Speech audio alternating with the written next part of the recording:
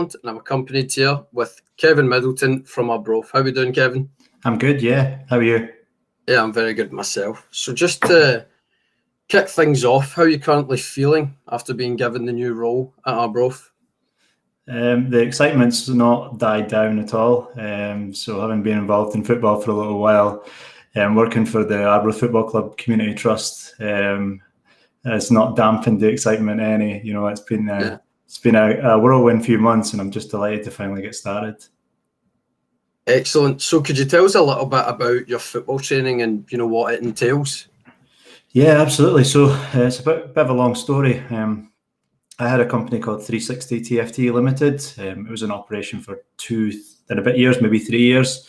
And it started off as a free service for a limited amount of kids. So what I just noticed in the local area was that there wasn't enough football on offer for kids, and they weren't going out and playing themselves. So I started this just for a few kids, and it just grew from there, and more kids were coming along. So I had to turn it into a paid service with coaches, and then it kind of just exploded.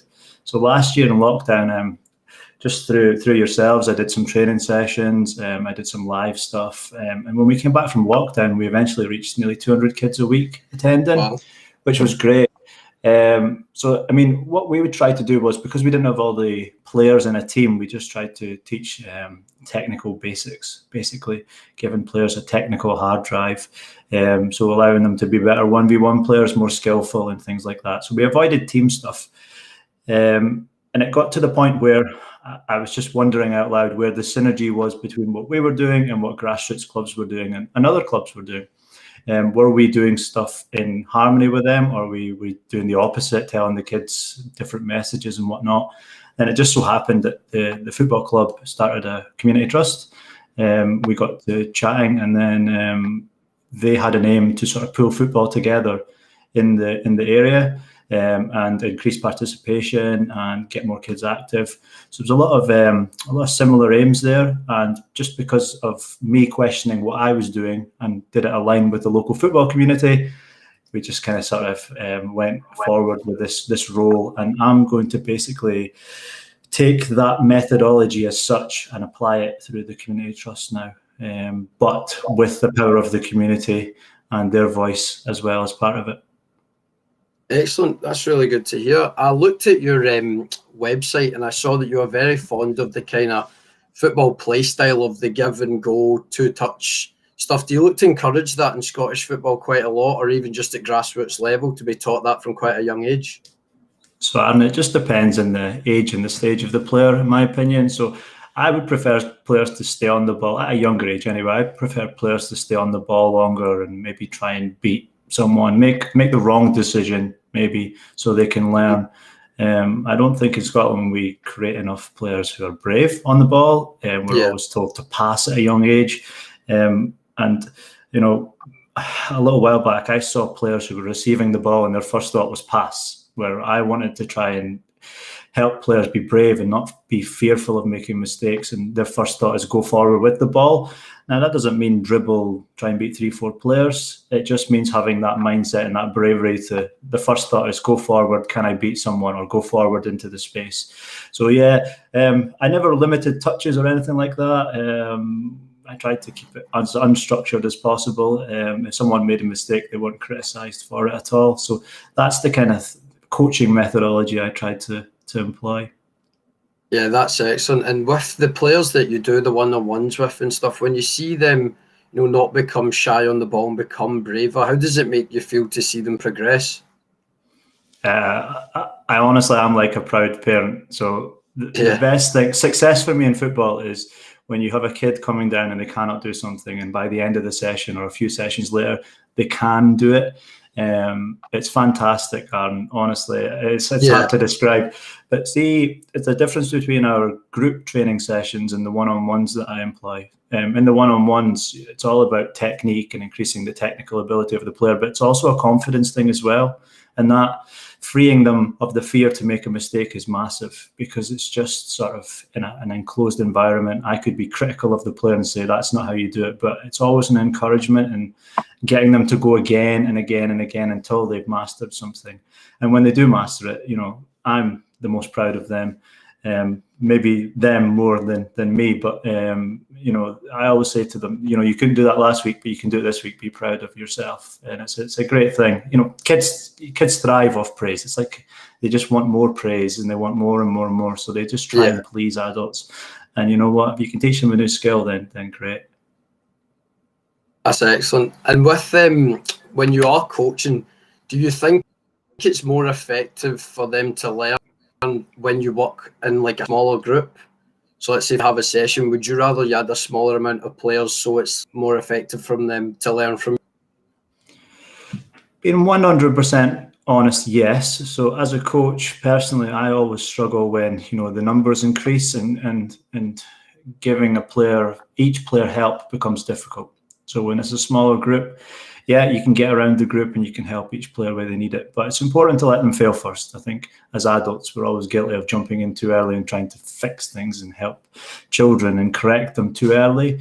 There's a balance. So in a smaller group, you've got to let that happen. In a bigger group, it just happens naturally because you cannot get around every player to help them.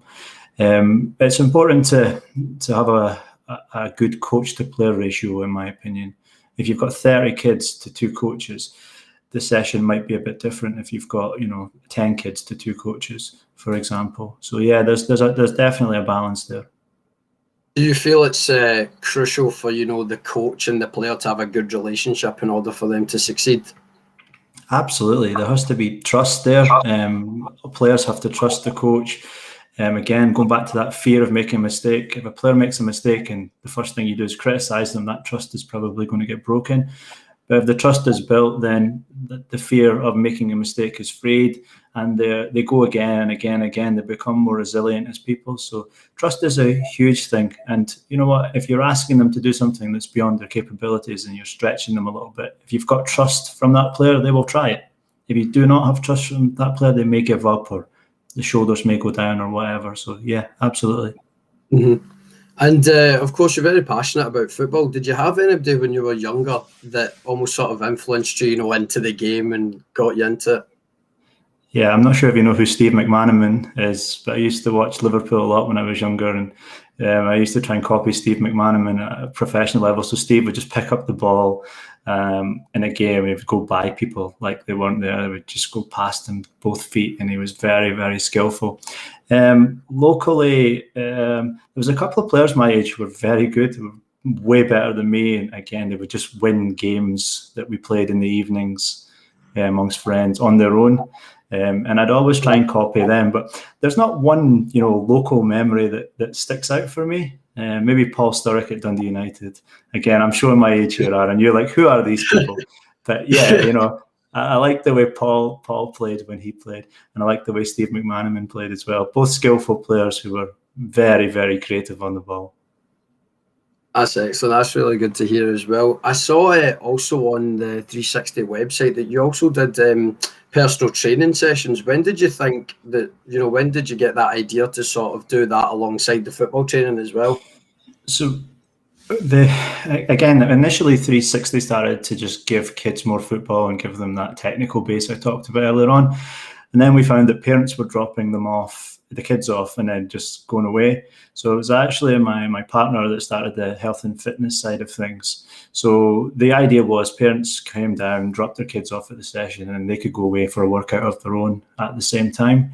I think that works really, really well because, again, you're getting more people active. You're getting more people, you know, the social benefits of being active and healthy are great. Your mental health improves, you know, you feel better as a person and stuff like that. So that's the kind of message we tried to drive. And I'm not sure if you knew at 360, but basically it was a deal where you paid £20 a month and you could come to as many sessions for your age group. That's really good. Yeah, I did see that. Yeah, as you wanted to. So it was never about sort of a profit-making thing or anything like that. It was just about getting people active and involved in sport and football.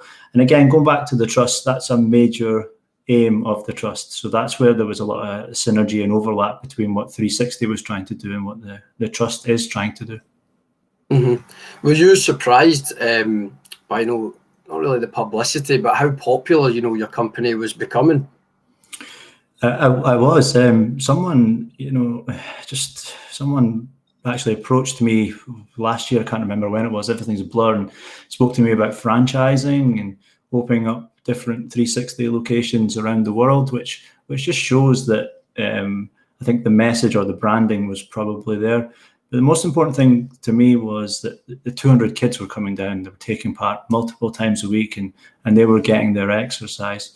Since I've got involved in my new role as football development officer at the Arbroath Football Club Community Trust, my messages and my socials and everything have exploded. So wow. For all the popularity that 360 had, this new role, there's a lot of interest in what we're doing as a community trust, and there's a lot of interest around my role and how that's going to be developed going forward and things like that. So yeah, it was popular before, but now, my head's in a bit of a spin with, obviously talking to you, Aaron, and stuff like that. We didn't talk previously. So yeah, my LinkedIn hasn't stopped as well, with people reaching out and connecting and wanting to chat, which is fantastic, because, trying to grow a message here about widening participation and getting kids active and things like that. And we're trying to just sort of improve the life chances of people around Arbroath as well. So having forums like this and social media is going to be key for us to do that. And also, just as an aside, a big shout out to the board of trustees at the community trust, because I've come with ideas, and we as a group have come with ideas, and nobody's thrown up any barriers or anything like that. They've been really supportive. It's been great.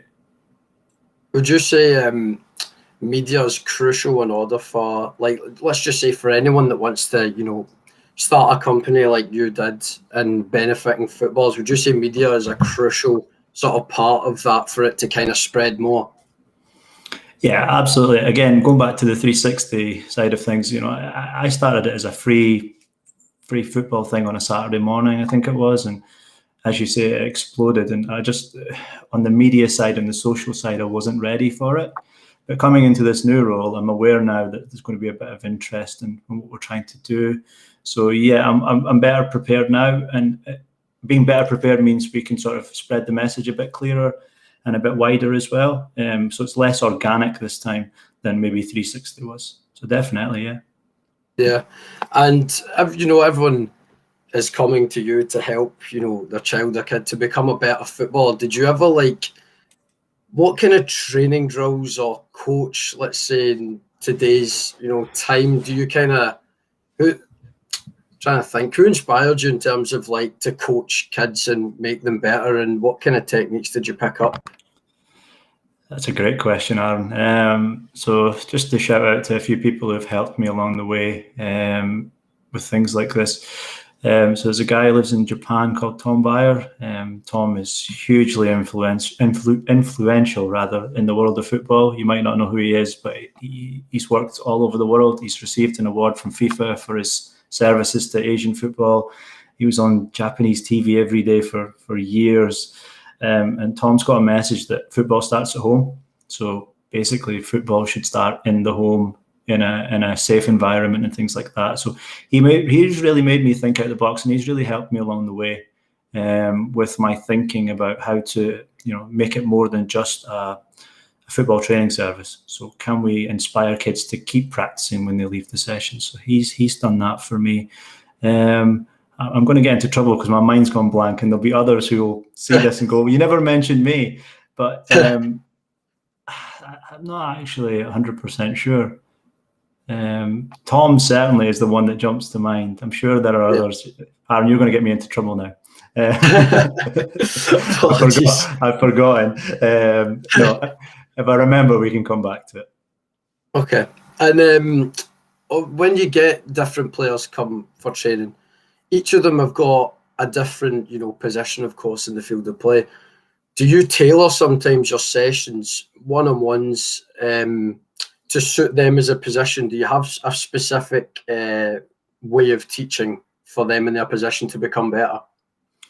Again, going back to what I said earlier, it depends on the age of the player and the stage they're at. So a 7, 8, 9-year-old shouldn't have a set position, in my opinion. So it would be a more rounded session. So I work with an older player who does have a set position. So all of his sessions are tailored to that position and the scenarios he might face in a game. he plays in defence, so it might be the striker closing him down from the front, the side, it might be the striker closing him down from behind. He might get pressure from 2 angles. That's what we kind of work on. We work on his technique and how to escape 1v1 in situations like that and still retain the ball. But certainly in the group sessions, it is about technical development, which I think sometimes is seen as a warm-up with teams or secondary to sort of passing games or whatnot. So how can we give kids, and we're talking about kids a lot, but how can we give kids the tools and the knowledge to just basically get around any 1v1 situation on the park, whether it's in the last third, the middle third, or the defensive third, the defenders to the side, the front, behind, as I say, different angles of pressure, which skills do they need to actually get away from that defender? And that's where a lot of my work has been based, and also making kids more technically balanced, coordinated, and being able to use both feet, which is, again, something I've seen a lot of at grassroots level that's lacking. Yeah, definitely, 100%. I think as well, just talking there about different positions, etc. I was just thinking in 5 years' time kind of thing, or maybe just in the future, you know, how do you hope to progress as a coach, and especially with this new Arbroath job? As a coach, so my aims are not to develop the next Messi. Okay, if that happens, great. But my aim is to give. So I think in Scotland we have a huge issue with, you know, drop off at certain ages in football. So kids just stop playing and teams fold and whatnot. And I think it's something as a nation that we need to address. So my aim is to just sort of build everyone up and not leave anyone behind. You know, giving everyone that chance to become a football player, no matter how old they are, how good they are, or anything like that, is a massive aim of mine. As a coach myself, again, I think, so I'm currently doing my B license at the moment, and I have no desire to go higher than I am at the moment. I think there's not enough coaches at the level I work at that have progressed to UEFA licenses and stayed at grassroots level. So I'm happy to stay here and try and make a difference to the wider area. You know, we need to support players to reach their highest potential, but we cannot leave players behind. So, you know, if someone is struggling, we need to have faith in that kid and help him or her reach their full potential. So we have more qualified coaches to help with that. Great, fantastic. So I'm happy where I am at the moment, Aaron. So that's where I see myself for the next few years. Excellent. And as a player, you're like you mentioned about drop-offs, etc.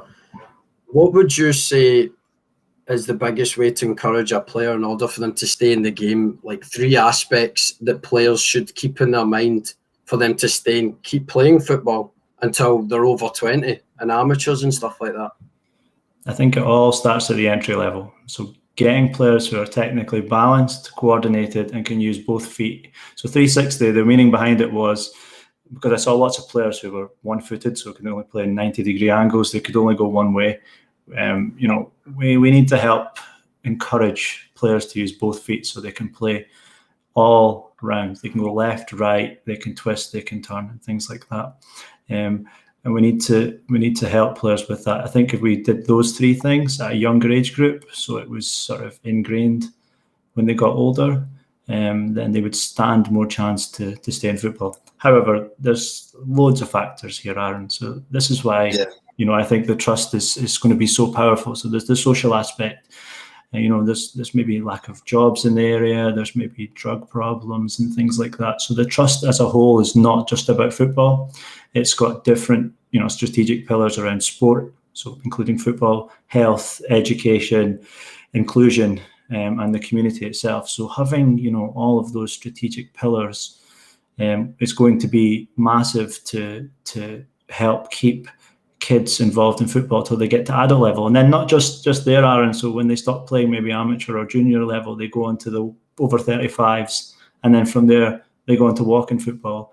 And if they don't want to keep playing, they stay involved as a coach, a supporter, a referee.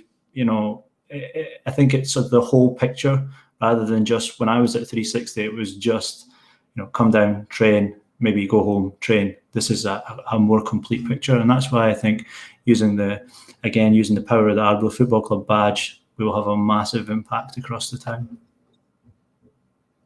That's very, very good answer. I think what you're doing is absolutely excellent, finding the joy for these people to keep playing football and motivate them so well. I just want to ask this just kind of as a question. Have you ever actually convinced somebody to get into football and they've actually really enjoyed it in the end? Yeah, my niece. I think she's was very reluctant. So it's not about convincing. I think, again, going back to the younger age groups, so you can't teach anyone anything unless they fall in love with it first and they want to be taught. So the first job of a coach is to help convince a kid fall in love with football, and then you can teach them. But until they fall in love with football, there's no point in teaching them. They have to want to be taught. So what we always try to do at the younger age groups is make it fun, make them want to come back every week, make them leave with a smile on their face, just all the usual cliches. And when they come back and they keep coming back and keep having fun, when they get to those older ages, we can sort of drip feed some education into them, some player education, like stuff I talked about earlier on. But that fun element should never leave a session. It should always be fun and interactive, and they should always want to come back for more. So I say my niece, but I think there's probably a lot more than that, to be 100% honest. And just to be completely self-critical, though, Aaron, there's been times where kids have given up football, and you've tried your best and things like that. Those are the tales that I don't think we tell enough as coaches. How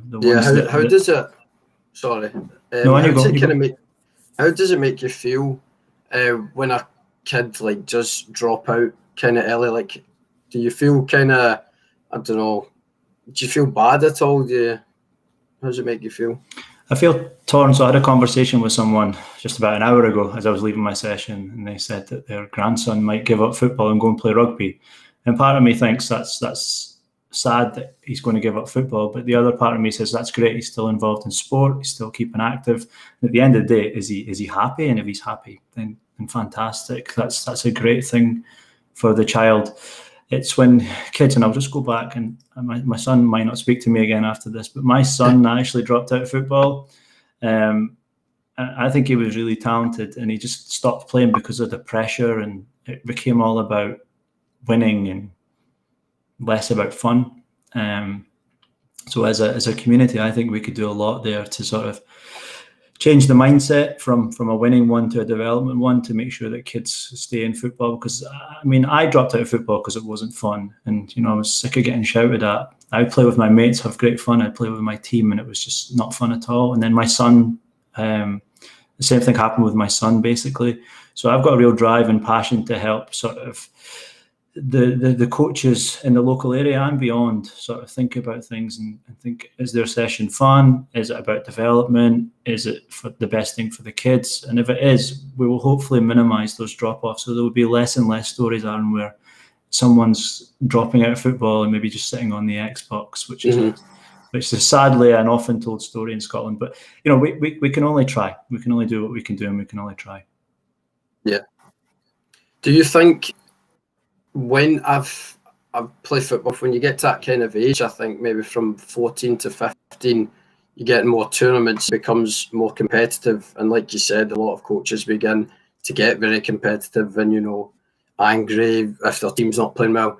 Do you think the competitive side of football almost is a major factor in how it kills the love of the sport for people? Yeah, I think it depends on the age. I think 14, 15, it is competitive. I think you're starting to switch from more development to it's probably more tactical to get the win at those kind of age groups.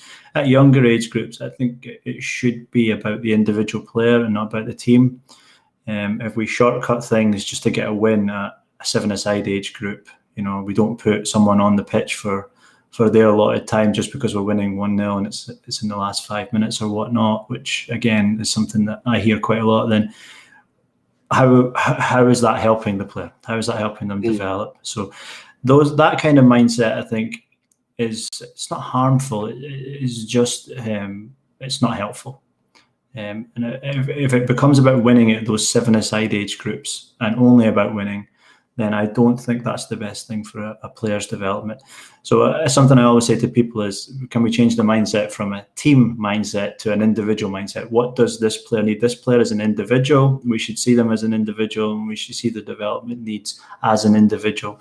We should not see the team's development needs, i.e., let's play 4-4-2 or whatever, or let's, you know what I'm talking about. It's a difficult conversation to have, because you know what, lots of coaches are volunteers, and I was coached in a way which makes me think that if I was to take the way I was coached into my sessions, then it might be harmful to the kids.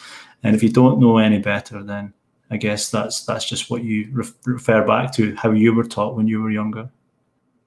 Do you think, due to past experiences and working with kids so much, that you would like to kind of stay at, that level and not maybe progress to like teaching maybe over 16s or anything like that? Would you like to stay in kind of teaching the sort of under youth kind of level? I think I'm fortunate because I've been involved in football at various levels now, from the adult level to not been involved at over 35s or walking football, but adults basically down to children from 2 years old to 35, 36 years old. And it's different. It's completely different across the levels. But I think where I am, and I'm here to help people, I'm here to help them find the solutions and help make the town a better place to play football in, so we can get more kids involved, we get them participating for longer, and we can get them active for longer. So I'm extremely happy where I am at the moment. If the Arbroath manager's job comes up and somebody asks me to step in, I might consider it. But until then, completely happy at the moment. Well, I just want to say, Kevin, I think you're an absolute credit to Arbroath and all your efforts and everything that you've done for the community. And just also wanted to say thank you very much for speaking to us today. I think that was really good. No, my pleasure. Anytime. Enjoyed that, Aaron. Thank you. No problem. Thank you very much.